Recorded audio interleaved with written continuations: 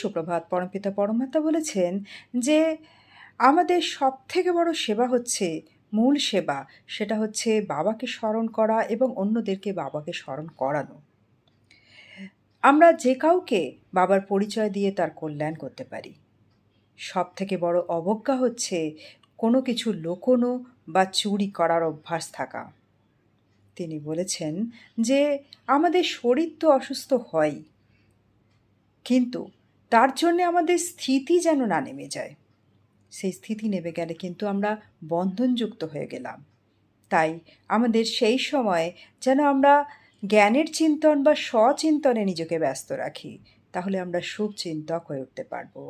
আর স্নেহের আ স্নেহ দিয়ে, স্নেহের শক্তির দ্বারা আমরা স যেকোনো সমস্যা পাহাড় সমান হলেও সেটাকে হালকা হয়ে যাবে জলের